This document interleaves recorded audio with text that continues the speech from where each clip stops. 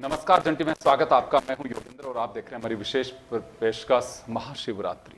महाशिवरात्रि बाबा भोलेनाथ के विशेष पर्वों में से खास, और उसको लेकर के क्या इसका महत्व है, क्या पूजा का इसमें विशेष महत्व रहता है और कब पूजा करनी चाहिए, पूजा कब फलदायी हो सकती है, और भगवान भोलेनाथ यूँ तो हमेशा प्रसन्न रहते हैं लेकिन कब हो सकते हैं। तो हमारे साथ जाने माने ज्योतिषाचार्य डॉक्टर अमित व्यास साहब हैं, हमारे साथ ज्योतिषाचार्य विजय शंकर पांडे साहब हैं। अमित जी, आपके पास में आना चाहूँगा मैं। भगवान शिव को सबसे प्रिय त्यौहार महाशिवरात्रि, ये मैं सुन रहा था, देख रहा था कि लगभग 300 साल बाद ऐसा संयोग बन रहा है जो इस बार खास रहेगा। तो दर्शक जानना चाहेंगे कि क्या खास बात है इसमें और क्यों ऐसा संयोग बन पा रहा है।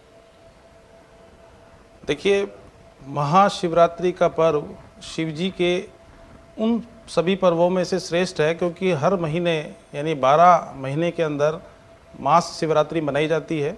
लेकिन मास शिवरात्रि खासतौर पे फागुन माह के कृष्ण पक्ष की चतुर्दशी तिथि को मनाया जाने वाला ये जो महापर्व है, वो इसलिए भी मनाया जाता है क्योंकि भगवान शिव चूँकि निरंकारी स्वरूप में रहे हैं, लेकिन उनकी एक प्रथा ये भी है, देखने में भी आया है कि इनका माता पार्वती के साथ इस दिन विवाह संपन्न हुआ था। और जहाँ तक सवाल है ज्योतिष शास्त्र का, तो देखिए ज्योतिष शास्त्र में इस बार 300 साल बाद एक तो त्रिग्रही योग बना है, सर्वार्थ सिद्धि योग है, रवि योग है, और सबसे महत्वपूर्ण बात यह है कि इस दिन प्रदोष भी है। और देखिए, प्रदोष की जो तिथि है और प्रदोष काल में ही पूजा करने का शास्त्रोक्त विधान बताया गया है, और उसके तदोपरांत ही चतुर्दशी तिथि जो है वो मनाई जाएगी, जिसके परिणाम स्वरूप प्रदोष का और चतुर्दशी तिथि का मिलन होना वो अपने आप में एक सुखद संयोग है। और चूँकि दिन है शुक्रवार का, यानी माता का ही दिन माना जाता है, तो ऐसी स्थिति में इस दिन अगर हमारे द्वारा शिव जी की विशेष पूजा अगर संपन्न की जाती है तो हमारे को सभी प्रकार के रोग, शोक और कलेशों से तो मुक्ति मिलती है, बल्कि हमारी देश के लिए, हमारी आर्थिक स्थिति के लिए, हमारी सामाजिक स्थिति के लिए कहीं ना कहीं ये चमत्कारिक प्रभाव देने वाला, साबित होने वाला समय साबित होगा। चूँकि 2024 वैसे भी अपने आप में चमत्कारिक है, क्योंकि इससे पहले ग्रहों का राशि परिवर्तन, शनि का राशि परिवर्तन, राहु केतु का राशि परिवर्तन, 1 मई को अभी बृहस्पति का राशि परिवर्तन होने जा रहा है। तो कहने का तात्पर्य ये है कि जितनी भी सुखद घटनाएं घटित हुई हैं वो 2024 में सबसे पहली शुरुआत हुई राम मंदिर को लेके, और तभी से कहीं ना कहीं सनातन धर्म को लेकर हमारे हिंदुस्तान में रहने वाले सभी व्यक्तियों का भाव और उनकी भक्ति कहीं ना कहीं इस ओर आकृष्ट हुई है। तो ये सारे शुभ लक्षण इस बात को इंडिकेट कर रहे हैं कि अब आने वाला समय कहीं ना कहीं भोलेनाथ की कृपा से ही हो सकता है कि हम काशी और विश्वनाथ जैसे सपने को देख के चल रहे हैं उसके साकार होने में सफलता मिले। वहीं दूसरी ओर हमारे हिंदुस्तान में रहने वाले जितने भी व्यक्ति हैं उनको शारीरिक रूप से सुख मिले, आर्थिक रूप से संपन्न हो, और देश की जो गति है वो उत्तरोत्तर बढ़ती रहे। और इसी क्रम में कहीं ना कहीं कल का जो हमारा महाशिवरात्रि का जो पर्व है वो इसमें एक महती भूमिका अदा करने में सफलता दिलाएगा। लेकिन उसके लिए हमारे को चाहिए कि हम अपने निरंकारी महादेव, देवों के देव की पूजा अगर सही समय अनुसार और सही उचित विधि से करें तो हमारे को बड़े चमत्कारिक प्रभाव देखने को इस बार कोई समय का योग है, क्योंकि प्रदोष है तो तीसरे प्रहर की भी बात की जाती है, क्योंकि ये कहा जाता है कि चारों पहर भगवान भोलेनाथ की पूजा हो सकती है। तो कोई ऐसा पहर है जिसमें खास रूप से उस वक्त ज़्यादा पूजा अच्छी हो? देखिए, वैसे तो शिव जी की पूजा करने के लिए रात्रिकालीन जो 4 प्रहर हैं उनमें शास्त्र विधान लिखा हुआ है, पर चूंकि मानवीय प्रकृति होने की वजह से और व्यवहारिक समस्याओं की वजह से कई बार हम इस प्रकार की पूजाओं को करने से थोड़े से महरूम हो जाते हैं। पर चूंकि हमारे जो ऋषि मुनि हैं या जो भक्ति में ज़्यादा विशेष लगाव रखते हैं तो उन लोगों के लिए तो 4 पहर की पूजा बड़ी आसान होती है। लेकिन अगर हमारे आप जैसे लोगों के लिए लेमेन तरीके से अगर कोई पूजा की जाए तो उसके लिए सर्वश्रेष्ठ जो मुहूर्त है वो है शाम को 6:28 से लेकर और रात के 9:28 तक का ये जो समय है, जो कि रात्रिकालीन का प्रथम पहर तो कहलाएगा।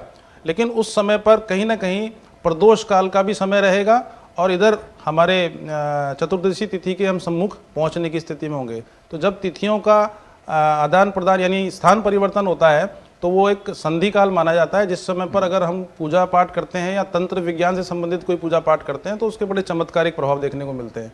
तो उस हिसाब से कहीं ना कहीं 6:30 बजे शाम से लेके और रात के 9:30 बजे तक का टाइम निश्चित रूप से रात्रि का प्रथम प्रहर रहेगा पूजा करने के हिसाब से, और सभी लोगों के लिए भी कहीं ना कहीं ये श्रेष्ठ समय कहा जा सकता है। पर चूंकि जो लोग बाग प्रदोष का व्रत भी करते हैं और महाशिवरात्रि का व्रत करते हैं, तो मेरा ऐसा मानना है कि अभिजीत मुहूर्त यानी दोपहर में अगर हम 12 बजे से लेकर और 1 बजे के बीच में प्रदोष काल की तो पूजा करें, यानी प्रदोष के व्रत की पूजा करें, और साथ ही अगर महाशिवरात्रि के पर्व को लेकर हमारे द्वारा जो भी शिव जी की पूजा की जाती है, चाहे हम गंगा जल से स्नान कराएं, कच्चा दूध से स्नान कराएं, बेलपत्र चढ़ाएं, या भांग, धतूरा, गन्ने का रस, बहुत सारी चीज़ें ऐसी हैं जो शिव जी की अनुकंपा प्राप्त करने के लिए की जा सकती हैं। लेकिन एक सामान्य व्यक्ति के लिए चाहिए कि वो पंचामृत से स्नान कराए और फूल माला चढ़ाकर रुद्राष्टक का पाठ अवश्य रूप से करे। और उस रुद्राष्टक का पाठ करने से जहां आपके परिवार में रोग और शोक और कलेशों का तो नाश हो गई, बल्कि आपके आध्यात्मिक विकास की गति मिलने में भी आपको सहायता मिलेगी। जी पांडे साहब, आपके पास में आना चाहूँगा मैं कि पूजा का जो महत्व होता है, अभी काफ़ी बारीकी से समझा है अमित जी ने। आपके पास से जानना चाहूँगा कि क्या कुछ खास तैयारी कहे हैं, क्योंकि छोटी काशी के रूप में देखा जाता है जयपुर को, तो क्या तैयारियां हैं, और तैयारी के अलावा कौन सा वक्त ऐसा होता है जिसमें भक्त जाते हैं, और इस बार कुछ खास तैयारियां की गई हों उसके लिए? राधे राधे। ऐसा है, वर्ष में 4 रात्रि होती है, काल रात्रि, महारात्रि, मोहरात्रि, दारुणरात्रि। महारात्रि शिवरात्रि है जो कल के दिन होगी। ये हम नहीं कह सकते कि जयपुर में, पूरे देश में मनेगी। और इसकी जो परंपरागत विधान है जो अभी आपने बताया, 4 पहर का, 4 पहर की पूजा 6:30 बजे से हर 3 घंटे में सेकंड पहर आ जाएगा, और सुबह 6:30 बजे तक में 4 बार पूजा, विधिवत रुद्रपाठ। अब मैं इस जगह ये भी कहना चाहूँगा कि जो आम जन है वो इतनी चीज़ें नहीं जानता, क्योंकि पंडितों की भी दक्षिणा हो जाती है, काफ़ी चीज़ें होती है। अगर व्यक्ति खुद करता है तो केवल ओम नमः शिवाय का जाप करके कर सकता है। यदि पीड़ा से ग्रसित है तो ओम जूम सह के नाम से जाप करके कर सकता है।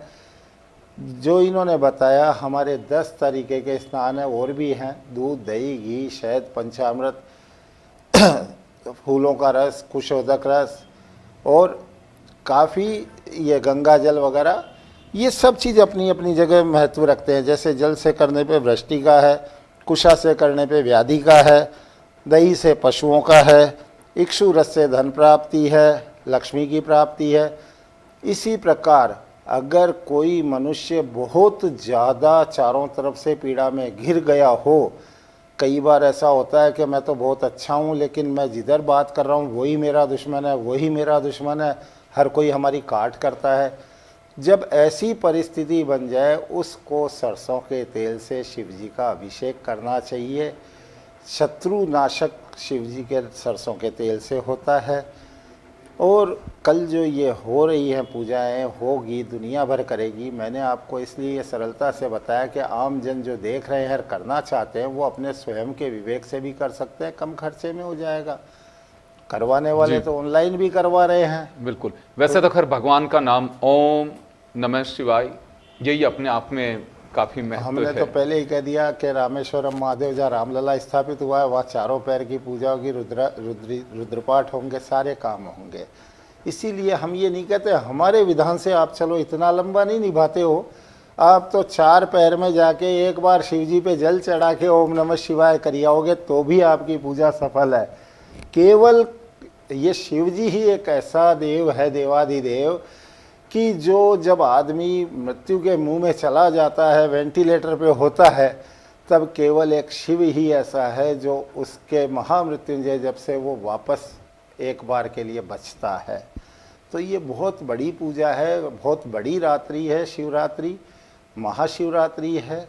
और इस दिन तंत्र मंत्र ये सारी इसी में लागू हो जाती है। जैसा कि अभी आपने बताया, आपसे जितनी सामग्री इकट्ठी हो, गाजर, बोर, मोगरी, धतूरा, भांग, सब चीज़ से सेवा चारों पहर में करने से बहुत ज़्यादा लाभदायक मनुष्य के लिए है और विश्व जन का कल्याण हो सकता है। बिल्कुल बिल्कुल। देखिए, अगर यूं भी हम देखें, बहुत ही सामान्य सी बात है कि बाबा भोलेनाथ का जो परिवार है उसमें एक बड़ा मैसेज भी है। हम जो वासुदेव कुटुंबकम की बात करते हैं, हमारी सनातन संस्कृति में एक संयुक्त परिवार की बात करते हैं, एक नर से उस तरह से भी कहते हैं जियो और जीने दो की एक जो स्लोगन अक्सर आप सुनते होंगे, वो भी ये मैं इस वजह से कह रहा हूँ कि 4 कार्तिकेय जी, उनके पुत्र गणेश जी, भगवान भोलेनाथ के, माँ पार्वती जी और बाबा भोलेनाथ, इन चारों का देखिए, बाबा भोलेनाथ की सवारी नंदी, माता की सवारी शेर, गणेश जी की सवारी मूषक और मोर कार्तिकेय जी की सवारी। चारों किसी से कोई भी कोऑर्डिनेशन नहीं है। यूँ कहें तो आज की भाषा में एक दूसरे के जानी दुश्मन हैं, लेकिन आप देख सकते हैं कि परिवार में चारों कैसे रहते हैं, यानी कि किसी तरह का कोई भेदभाव नहीं। इक्वलिटी की जो बात की जाती है वो वहाँ देखने को मिल सकते हैं। मैं अपनी ओर से कह रहा हूँ कि एक बड़ा मैसेज उसमें ये भी छिपा हुआ है। डॉक्टर साहब सही कह रहा हूँ, ये बात है कि वाकई भगवान शिव का एक ऐसा परिवार है जिसके अगर हम देखें कि, क्योंकि आज अगर कहीं पे भी देखिए, अगर गाय अगर शेर को मिल जाती है तो क्या स्थिति हो, बैल मिल जाए तो क्या होगा, इसी तरह से सभी एक दूसरे के वो हैं, लेकिन वो परिवार में उसी तरह से रहते थे सभी लोग। तो एक ये भी मैसेज बाबा भोलेनाथ जैसे एक बड़प्पन भी उनमें रहा और किसी भी तरह का कोई भी विकार कोई भी हो, सब भगवान अपने आप में ग्रहण कर लेते थे, तभी उनका नाम भोलेनाथ। नीलकंठ, जब वो जहर को उन्होंने उसका पान किया, विषपान किया, तो एक नीलकंठ जब वो कंठ में उनके वो रुक गया और इसी वजह से नीलकंठ उनका नाम पड़ा। तो यहाँ ये कहा जा सकता है कि भगवान भोलेनाथ, क्योंकि पूजा को लेकर के बड़ी एक लोगों में कन्फ्यूजन होता है कि कैसे पूजा होगी, क्या होगी, तो ये बात कही जा सकती है कि भगवान भोलेनाथ हैं कि आपका मन में मैल नहीं होना चाहिए, बाकी सारी पूजा श्रेष्ठ है। देखिए, आपने बहुत अच्छी बात बोली कि अगर हम ज्योतिष की दृष्टि से देखते हैं तो ऐसा देखा भी गया है और हम देखते भी हैं कि कहीं ना कहीं जब हम समाज में बैठते हैं या हमारे परिवार में बैठते हैं तो सब लोगों की विचारधारा करीब करीब सबकी अलग अलग होती है और दृष्टिकोण भी अलग अलग होता है। और शिव जी की पूजा करने के पीछे हमारे हिंदू सनातन धर्म का एक बहुत बड़ा लॉजिक भी है ये, कि हम परिवार में अगर विचारधारा अलग भी रखते हों, लेकिन हमारा मंतव्य, हमारा दृष्टिकोण अगर पॉजिटिव है तो हम एक साथ भी रह सकते हैं। और वही चीज़ कहीं ना कहीं शिव जी इस बात का पर्याय हैं, क्योंकि शिव जी ने समुद्र मंथन के समय पर जब विष का पान किया था तो ये मैसेज देने का प्रयास किया था कि जो घर में बड़ा होता है उसको त्याग करना चाहिए, उसको बलिदान करना चाहिए। ये मैसेज अपने आप में बहुत बड़ा मैसेज आता है अगर हम इसको समझें तो। वहीं दूसरी ओर गणेश जी को हम बुद्धि विधाता बोलते हैं, और चूंकि मूषक की सवारी पर वो रहते हैं, उधर जैसा कि आपने खुद ने भी बताया कि कार्तिकेय जी जो हैं उनके मोर हैं और माता जी के शेर हैं। तो अगर इन सबको आपस में बैठाया जाता है तो एक दूसरे के शत्रु हैं, प्राकृतिक दृष्टिकोण से भी हैं और नेचर के दृष्टिकोण से भी, यानी दोनों सबका स्वभाव एक दूसरे से अलग भी है और वो एक दूसरे पर शारीरिक रूप से और बौद्धिक रूप से एक दूसरे पर बली भी है। तो कहीं ना कहीं इस प्रकार की महाशिवरात्रि के दिन पूजा करने के पीछे शास्त्रों का जो एक बहुत बड़ा मंतव्य रहा, जो मैं समझ पाया हूँ, वो यही है कि कहीं ना कहीं हमारे परिवार और हमारे समाज को एकजुटता करने के लिए अगर हम शिव जी की पूजा करते हैं तो कहीं ना कहीं हमारे परिवार को बढ़ावा मिलता है, हमारा अपने बड़े बुजुर्गों के प्रति सम्मान का भाव, त्याग बलिदान का भाव, और सबसे बड़ी बात है कि समन्वय का जो स्थिति हमारे आजकल समाज में नहीं देखने को मिल रही है, उसको बढ़ावा देने के लिए कहीं ना कहीं अगर हम शिव उपासना करते हैं, और चूंकि शास्त्रों के अनुसार कई बार कई प्रकार की विधि विधान बताए हैं, मेरा ऐसा मानना है कि ओम नमः शिवाय यानी पंचाक्षरी जो मंत्र है शिव जी का, वो अपने आप में ही बहुत सारी चीज़ों को समाहित किए हुए है। और अगर हम इसका प्रोनाउंसिएशन करते हैं तो वैज्ञानिक दृष्टि से हमारी 6 इंद्रियां कहीं ना कहीं एक पॉजिटिव वेव्स के साथ में काम करती हैं। और अगर रही बात जल चढ़ाने की, कच्चा दूध चढ़ाने की, गंगा जल चढ़ाने की, देखिए अलग अलग मंतव्य को ध्यान में रखकर अगर आप कोई भी शिव जी पर चीज़ चढ़ाओगे, भोलेनाथ सबको स्वीकार कर लेते हैं। और आपके द्वारा चढ़ाया गया जैसा भी प्रसाद होगा, अगर वो कटीला है, इसका मतलब है कि आप अपने दुख और पीड़ा का अंत करने के लिए वो सब चीजें उनके सम्मुख रख रहे हैं। तो कहीं ना कहीं देखिए, गरीब आदमी भी पूजा करता है और अमीर आदमी भी पूजा करता है, तो भोलेनाथ ने सबके लिए द्वार खोल रखे हैं कि अगर तू गरीब आदमी है तो तू एक काम करना, आग का धतूरा ला के चढ़ा देना, मैं उसको स्वीकार कर लूँगा। और कोई आदमी पैसे वाला है, अब मान लीजिए अपन राजस्थान में रहते हैं, यहाँ गंगा जल कहाँ से लेके आए, तो ऐसी स्थिति में उन लोगों ने ये कह दिया कि साहब आप गलता जी का पानी ला के भी चढ़ा सकते हैं। कहने का तात्पर्य यह है कि हमारा दृष्टिकोण, हमारा मंतव्य अगर पॉजिटिव है तो ईश्वर का अनुकंपा भी हमारे को पॉजिटिव ही मिलेगी। क्योंकि राम ने भी पूजा करी शिव जी की तो रावण ने भी करी। देखिए दृष्टिकोण क्या था, दोनों का युद्ध था, धर्म युद्ध, लेकिन दोनों की सोच अलग थी, जिसका परिणाम ये देखने को मिला कि भोलेनाथ के दोनों ही भक्त होने के बावजूद भी उन्होंने धर्म का साथ दिया। और कहीं ना कहीं रावण जैसा विद्वान आदमी जो कि आज तक के इतिहास में कभी नहीं हुआ है, तो ये सारे बातें इस बात को परिलक्षित करती हैं कि भोलेनाथ देवों के देव क्यों कहे जाते हैं, क्योंकि वो जो कमज़ोर होता है वो उसी का साथ देने के लिए सबसे पहले आते हैं।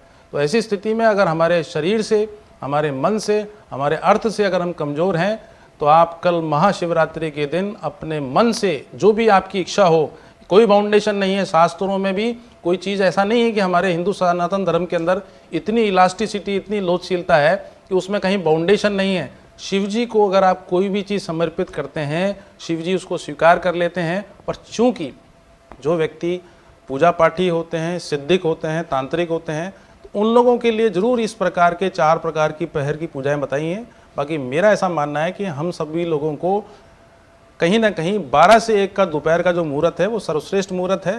प्रदोष का व्रत करने वालों की भी पूजा करने के लिए भी, और वहीं महाशिवरात्रि का जो व्रत जिन्होंने किया है उनके लिए भी करना सही है। क्योंकि देखिए व्यवहारिकता का देखना बहुत ज़रूरी होता है, क्योंकि हम परिवार में छोटे बच्चे भी होते हैं, बड़े बच्चे भी होते हैं, नौकरी करने भी जाते हैं। हालांकि हमारे हिंदुस्तान में महाशिवरात्रि की छुट्टी होती है, लेकिन कुछ ऐसी नौकरियां भी हैं जहाँ पर शायद छुट्टियां नहीं होती हैं। बिल्कुल ठीक तो कह उस रहे हो। स्थिति में कहीं ना कहीं सफर करना पड़ सकता है। एक बात और कहनी होगी कि यहाँ मैं अक्सर पूछता भी हूँ, ये कई लोग एक जिद भी करते हैं कि बीमार जैसे होते हैं, कुछ लोगों के मेडिसिन चलती हैं, तो उनको लिए कुछ कहना चाहेंगे कि हाँ उन लोगों का विशेष रूप से ध्यान मैं रखें। आपको एक बात बताऊं सर, शिव जी को जल चढ़ाने का शास्त्रोक्त विधान तो है जी, लेकिन जैसा कि अभी हमारे पांडे जी ने भी बताया कि ओम जूम सह का मंत्र जाप करने से रोग व्याधि का नाश होता है, और ओम नमः शिवाय का जाप करने से संपूर्ण प्रकार के सुखों की प्राप्ति होती है। तो अगर आप पीड़ित हैं, बीमार हैं, अगर आप मंदिर जाने की स्थिति में नहीं है,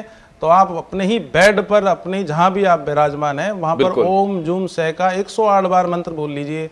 आप निश्चित मान के चलना कि आपकी 5वीं इंद्री इतना काम करेगी जिससे बॉडी के जो बोन मेरो वाला पार्ट है वो तक भी इफेक्टेड होता है। आप वैज्ञानिक दृष्टि से भी इसकी आज जांच पड़ताल करा सकते हैं। और ज्योतिष के दृष्टि से निश्चित मान के चलिए कि जब चंद्रमा सबसे नियरेस्ट सूर्य के पास आता है उसी दिन हम शिवरात्रि मनाते हैं। बिल्कुल।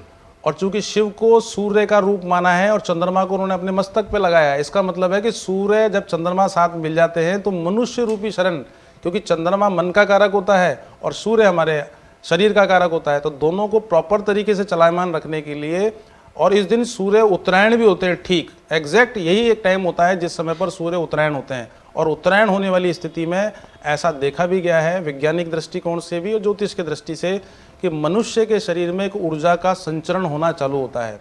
इसी समय पर फसल कटती भी है और फसल को हम रोपण भी करते हैं। तो हमारे हिंदू संस्कृति में महाशिवरात्रि का इसलिए भी विशेष महत्व बन जाता है क्योंकि हम लोग कृषि प्रधान राष्ट्र में रहते हैं। वहाँ पर फसल का कटना और फसल का बोना कहीं ना कहीं किसान की समृद्धि पर भी बहुत कुछ निर्भर करता है।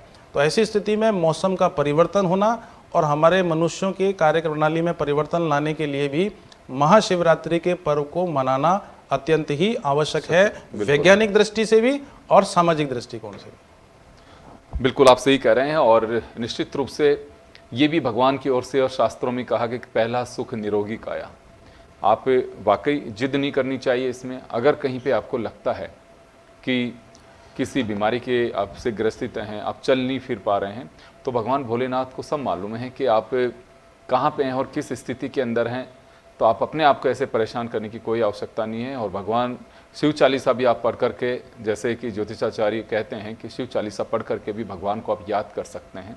व्रत की जो बात है, ये व्रत उसी तरह का व्रत है कि लोग कहते हैं कि भगवान भोलेनाथ ने सुबह से शाम तक जब आपकी इच्छा हो कुछ खा भी सकते हैं। हालांकि व्रत जिसे हम उपवास कहते हैं उसका अपना एक प्रोटोकॉल होता है, उसका एक अपना कायदा होता है, उसे फॉलो करना चाहिए, इसमें कहीं कोई बात नहीं अगर आप कर रहे हैं तो।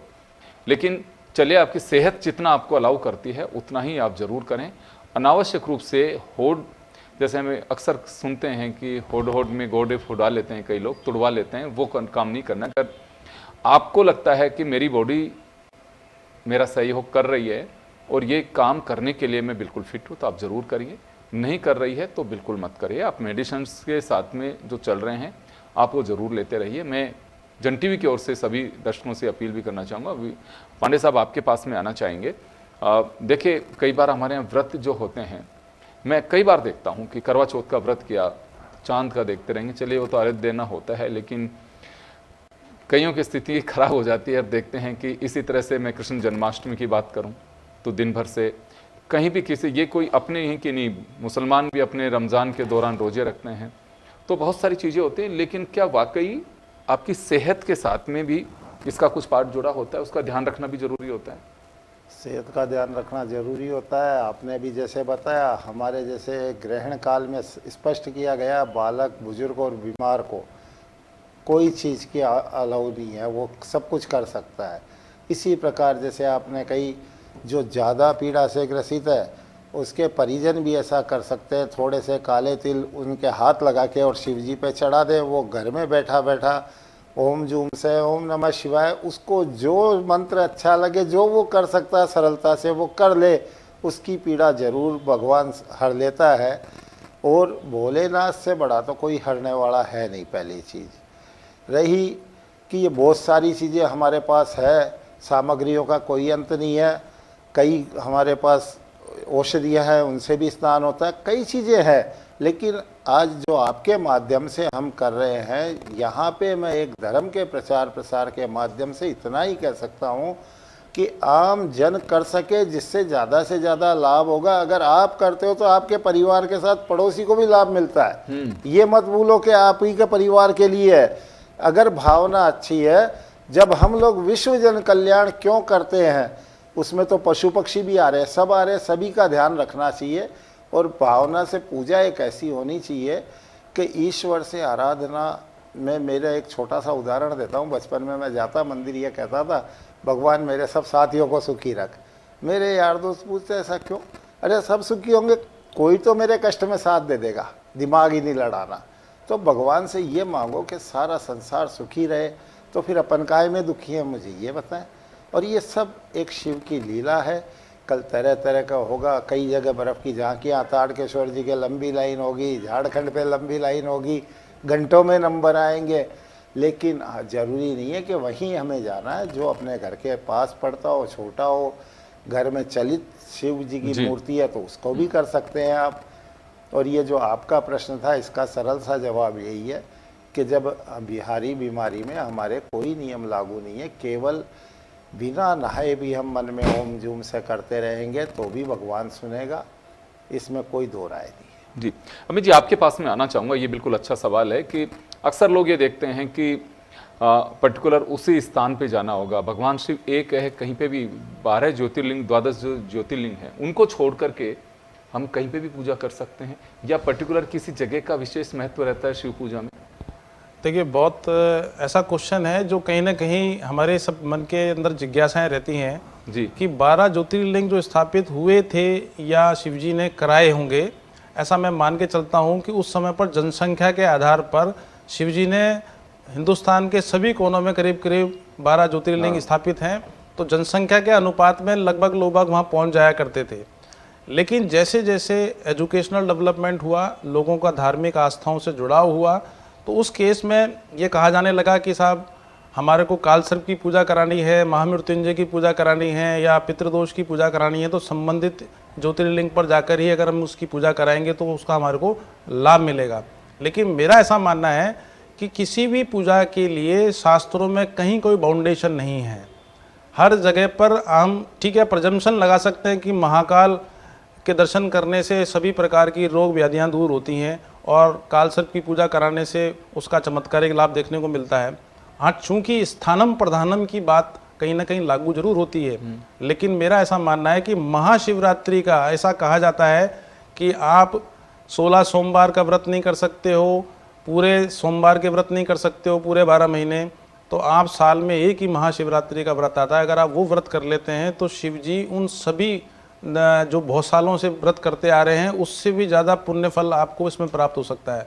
लेकिन उसके लिए किसी स्पेसिफिक ज्योतिर्लिंग पर जाकर हम शिवरात्रि की पूजा करें, ऐसा मैं उसके फेवर में भी नहीं हूँ, और दूसरा वो व्यवहारिक भी नहीं है, क्योंकि हमारे आने जाने का, हमारे ट्रांसपोर्टेशन की प्रॉब्लम, और सबसे बड़ी बात है कि पॉपुलेशन इतनी हो गई है कि अगर आप शिव जी को जल चढ़ाने जाएंगे तो वहाँ पर शिव जी तक जल पहुँचता ही नहीं है, बल्कि व्यक्ति अपने आप को बचा ले, वही बहुत बड़ी बात होती है। तो इस ऊहापोह की स्थिति हमारे हिंदुस्तान में नहीं उत्पन्न हो, तो मैं आपके चैनल के माध्यम से सभी शिव भक्तों को ये कहना चाहूँगा कि जो भी आपके नियरेस्ट कोई भी शिव जी का मंदिर है, आप वहाँ जाइए। और देखिए, आप, मैं पहले बता रहा हूँ कि प्राचीन काल में जितने भी बड़े बड़े ऋषि मुनि हुए हैं, उन्होंने सिर्फ पार्थिव शिवलिंग बनाया है। बिल्कुल। और आप किसी भी पत्थर पर उसको आकृति देखकर अगर अपने घर पर भी शिव जी को अर्घ दे देंगे, जल चढ़ा देंगे, तो आपको उतना ही गुना रिजल्ट प्राप्त होगा जो महाकाल में या रामेश्वर में पूजा करेंगे। तो ऐसी स्थिति में इस प्रकार का कोई मंतव्य अपने मन में नहीं रखें, क्योंकि हमारे योग में और हमारे ज्योतिष में साफ साफ कहा गया है कि अगर हम अपने मन और अपनी इंद्रियों पर नियंत्रण कर सकते हैं तो हम ईश्वर को कभी भी प्राप्त कर सकते हैं। तो ऐसी स्थिति में मन का अपने ऊपर नियंत्रण करना ही अपने आप में, शिव जी की पूजा का मतलब ही यही है कि जब आप अपनी इंद्रियों पर और अपने मन पर नियंत्रण करने की स्थिति में आ जाते हैं तो शिव जी के पास जाने की जरूरत नहीं है, क्योंकि भक्त में वो दम होता है कि वो भगवान को अपने पास बुला सकता है। बिल्कुल, यही कहा जाता है कि भगवान भक्त के वश में होते हैं। और चलिए, इसी वजह से हमने एक हमारे जो जाने मानी ज्योतिषाचार्य हैं उनको जोड़ा और आप तक ये बात पहुंचाने की कोशिश की है, क्योंकि मैंने जनता के बीच में कुछ सवाल जैसे होते हैं वो हमारे ज्योतिषाचार्यों से हमने किए हैं, ताकि आपकी किसी भी तरह की कोई जिज्ञासा है तो वो शांत हो सके। तो चलिए, आप सभी का बहुत बहुत आभार, और महाशिवरात्रि के खास इस पर्व की सभी को बहुत बहुत शुभकामनाएं। मुझे दीजिए इजाज़त, नमस्कार।